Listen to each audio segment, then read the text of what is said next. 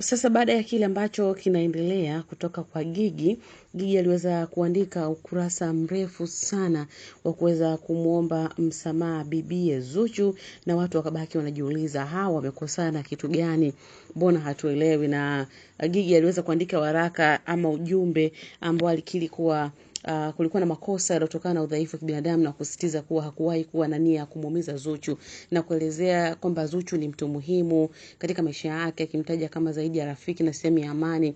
Lakini pia akisisitiza kwamba kuomba msamaha sio kwa lengo la kulazimisha kurudisha uhusiano wao, bali ni kusafisha moyo wake na kuondoa maumivu yaliyobaki kati yao.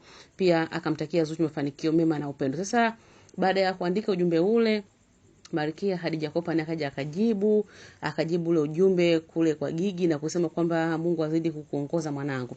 Sasa baada ya yote hayo, bibie Zuchu amekuja kujibu kwenye ukurasa wa Gigi wa Instagram, na kuenda kujibu kwenye ujumbe huu ambao Gigi aliweza kuandika siku hii ya leo.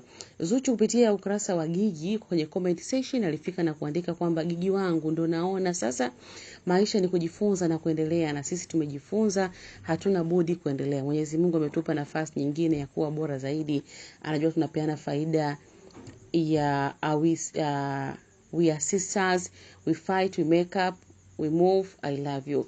Ndivyo ambavyo ujumbe ambao ameandika bibie Zuchu, na watu wengi maarufu waje kucomment na kuweza kusupport kile ambacho Gigi kakifanya, lakini pia kile ambacho Zuchu kaweza kukifanya.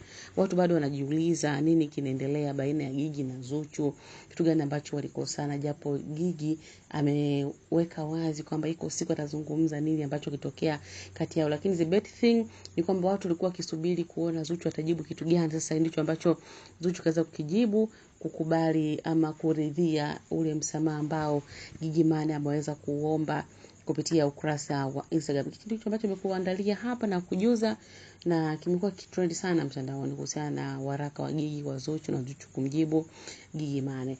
Maoni yako ni yapi kuhusiana na story hii? Hapa drop comment yako, lakini nakukumbusha subscribe, kubonyeza alama ya kengele 69 Media TZ, na pia kule Instagram 69 Media TZ, bila kusahau Facebook na TikTok. Mimi hapa ni Sammy Babe.